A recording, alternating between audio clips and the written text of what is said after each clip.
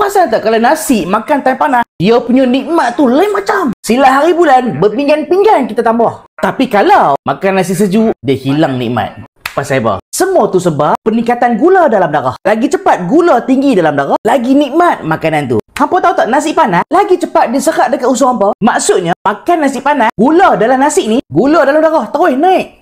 Dan bila gula tinggi dalam darah, dekat otak hampa ni, ada satu bahan kimia yang akan meroket. Ini semua sebab gula lah ni. So, bahan kimia ni lah akan meningkat dalam otak kita, iaitu dopamin. Dopamin ni lah ada bahan kimia yang menyebabkan hampa rasa seronok, self-reward. Sebab tu lah bila hampa makan nasi panas, selera dia gila-gila, lain macam. Makin makin sedap. Tu makan tambah lah.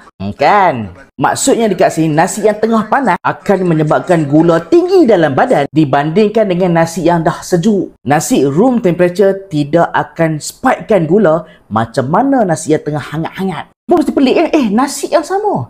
Tapi bila panas, dia menyebabkan gula tinggi. Tapi bila sejuk, gulanya sikit-sikit je naik.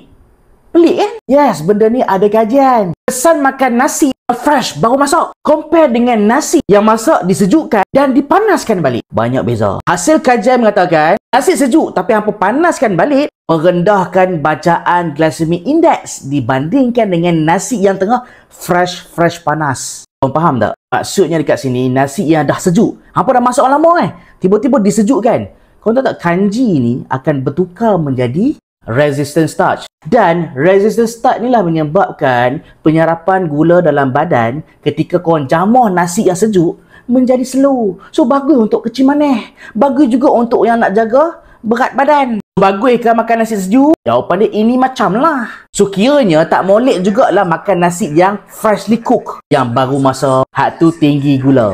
Tapi tak semua orang suka makan nasi yang dah sejuk tapi dipanaskan balik. Sebab apa? Sebab kata tak fresh. Okey, macam ni. Kalau hang nak makan nasi tapi tak mau gula tinggi sangat, nak kontrol gula, aku saran nasi yang hampa nak masak tu hampa tambah dengan minyak red palm oil. Sebab memang ada kajian kesan red palm oil terhadap glycemic index pada nasi yang baru masak. Depa buat comparison study tau. Korang tengok data bacaan gula pada setiap nasi. Yang warna biru tu adalah gula.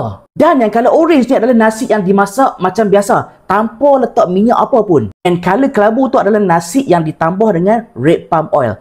Tengok bacaan gula.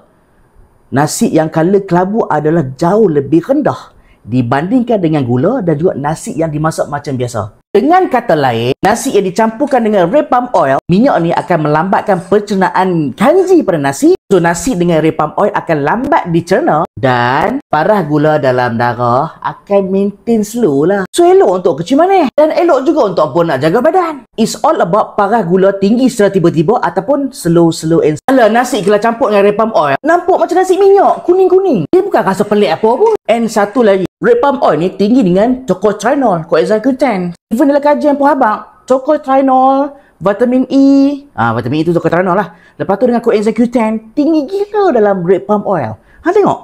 Kalau hampa nak jaga gula dalam darah, tak semestinya jangan makan nasi. Nasi ni kena makan. Kita ni tekak Melayu. Nasi tu wajib makan. Kalau tak puas. Ada cara nak jadikan nasi tu lebih sihat. Faham aku cakap? Semoga bermanfaat. Tapi kan kalau ada nasi putih, ada sambal, ada telur, boleh bertambah. Jahanam daya.